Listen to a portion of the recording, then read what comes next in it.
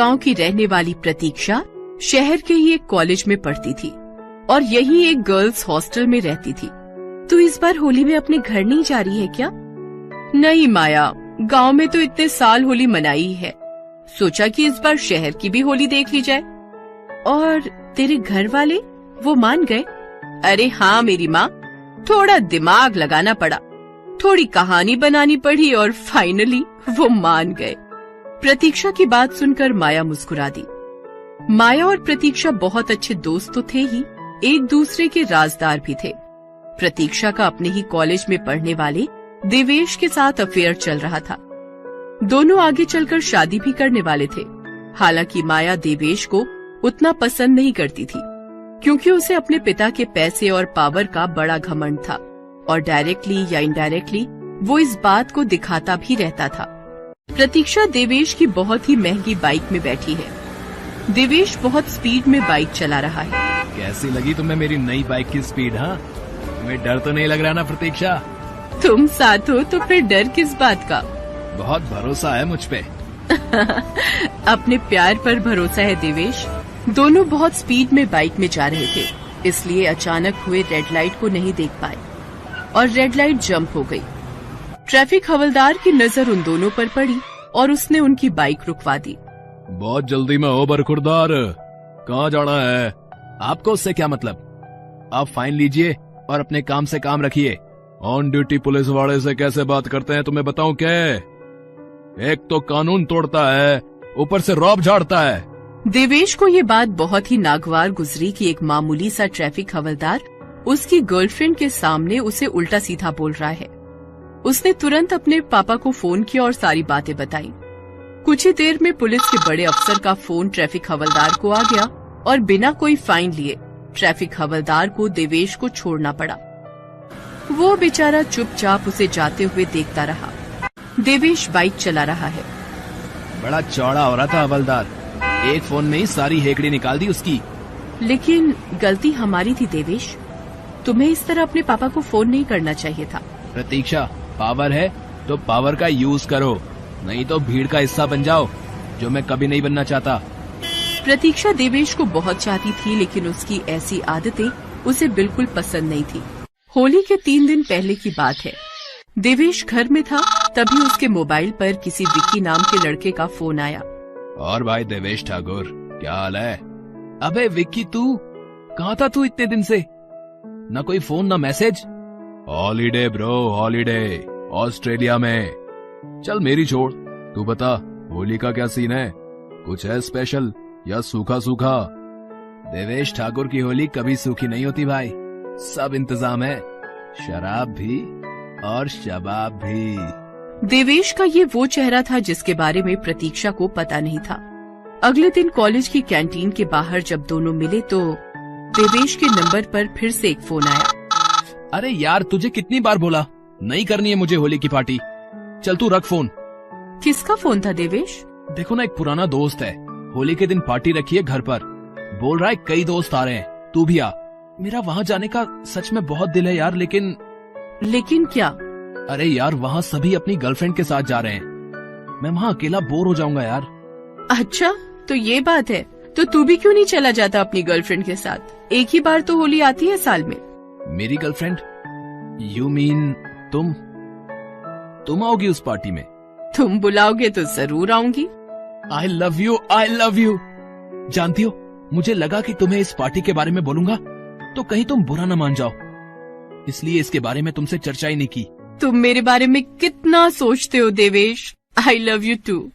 प्रतीक्षा देवेश के जाल में फंस गई थी। होली के दिन वे दोनों मिले और देवेश उसे एक बहुत ही आलीशान फार्म हाउस में ले गया। वाओ, कितनी शानदार जगह है ना? किसकी है? तभी वहाँ विक्की आता है। उसे देखकर देवेश कहता है, इससे मिलो, ये है विक्की, ये फार्म हाउस इसी का है। और विक्की, ये वही है जिसके बारे में मैंने तुम्हें फोन पर बताया था। क्या बताया था फोन पर? अरे यही कि होली में मेरी गर्लफ्रेंड आने वाली है, जरा उसका स्पेशल ध्यान रखना।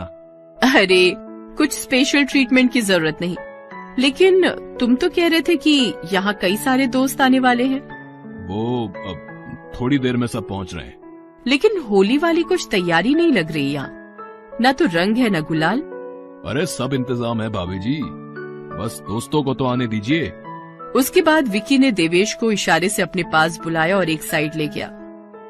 अरे यार क्या वादा करके लाया तू उसे, कहाँ से लाऊं मैं रंग और गुलाल? अबे तो क्या कहता लड़की को कि हम लोग होली में अलग ही रंग खेलते हैं, ऐसा रंग जो कभी छूटता नहीं। सुन, मैं कोल्ड ड्रिंक में नींद वाली गोली मिलाकर ला रहा हूं, तू बस उसे पिला देना। और हाँ, जा उसके पास जाकर खड़ा रहे, कहीं उसे शक हो गया तो अपनी रंगीन होली फीकी हो जाएगी। जा। थोड़ी देर में विक्की 2-3 ड्रिंक लेकर आया। लो भाई लोग, जब तक और लोग आते हैं तुम लोग मेरी स्पेशल काजू बादाम वाली शरबत पियो, एकदम रिफ्रेशिंग। विक्की ने देवेश को भी ड्रिंक दिया और खुद भी पीने लगा। आधी ड्रिंक खत्म होते होते प्रतीक्षा का सिर घूमने लगा, उसकी आंखों के आगे अंधेरा छाने लगा। तुम्हारा बीपी लो हो गया था, इसलिए तुम बेहोश हो गई। तुम मुझे घर छोड़ दोगे देवेश? मुझे कुछ अच्छा नहीं लग रहा है। बिल्कुल यार, ये भी कोई बोलने वाली बात है। प्रतीक्षा को अब भी सब कुछ नॉर्मल लग रहा था। उसको अंदाजा भी नहीं था कि देवेश ने उसके साथ क्या किया है। 3 दिन बाद जब कॉलेज खुला और वो कॉलेज गई तो हर कोई उसे घूर कर देख रहा था। उसे समझ नहीं आ रहा था कि आखिर क्या हुआ है। उसे तब समझ में आया जब उसका MMS उसी के मोबाइल पर किसी ने फॉरवर्ड किया। शर्म के मारे उसका दिल कर रहा था कि वो कॉलेज की छत से कूद जाए। वो कूदने गई भी, लेकिन उसकी दोस्त माया ने उसे बचाया और उसे जोर का एक थप्पड़ लगाया।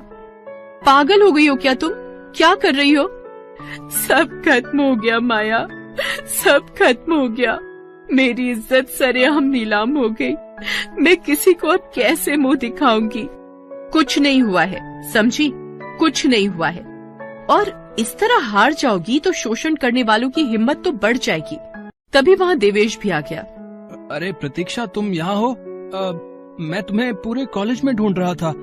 जानती हो, पूरा कॉलेज तुम्हारे बारे में न जानी कैसी कैसी बातें कर रहा है। लेकिन यू डोंट वरी, मैं हूँ तुम्हारे साथ, मरते दम तक।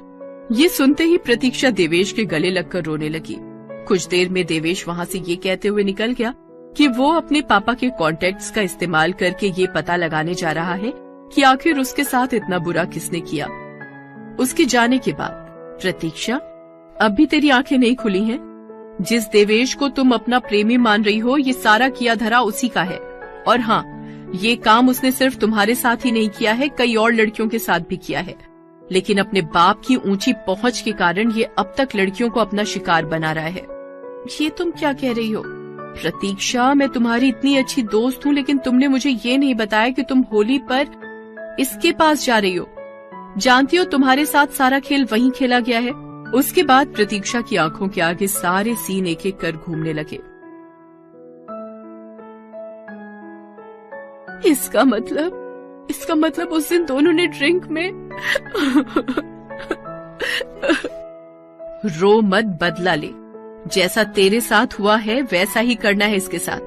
बहुत घमंड है ना इसे अपने बाप की पहुंच का। अब देख मैं क्या करती हूँ, तुम बस जैसा मैं कहूँ करना। उसी रात प्रतीक्षा ने देवेश को कॉल किया कि वो उससे मिलना चाहती है। उसने उसे एक होटल के कमरे में अकेले बुलाया। वहाँ पर माया और उसने सारी प्लानिंग पहले से सेट कर रखी थी। प्रतीक्षा ने उसे भी अपने ही नशे वाला ड्रिंक पिलाया। जब वो बेहोश हो गया तो उसकी आपत्तिजनक स्थिति में फोटो भी ली और MMS भी बना लिया और पूरे शहर में सर्कुलेट कर दिया। अगले दिन देवेश की आपत्तिजनक वीडियो हर घर में थी, यहाँ तक कि उसके बाप के मोबाइल में भी। पूरा शहर उन पर थू-थू कर रहा था। ऐसी स्थिति में सभी ने उसका साथ छोड़ दिया। देवेश को पता लग गया था कि ये सारी साजिश प्रतीक्षा की रची हुई है। वो उसे मारने के लिए उसके हॉस्टल पहुंचा। क्यों किया तुमने मेरे साथ ये सब? देवेश ठाकुर, यही तो मैं जानना चाहती हूँ कि तुमने मेरे साथ ऐसा क्यों किया। मैंने तो तुम्हारे साथ प्यार किया था। अपनी औकात देखी है? बड़ी आई देवेश ठाकुर से प्यार करने वाली। औकात तो तेरी आज पूरे शहर ने देख ली है, मेरे मोबाइल में भी है। तुझे दिखाऊं क्या? प्रतीक्षा की बात सुनकर देवेश ने उस पर बंदूक तान दी, लेकिन प्रतीक्षा ने पहले ही पुलिस बुला रखी थी और ये पूरी बात फेसबुक पर लाइव कर दी थी।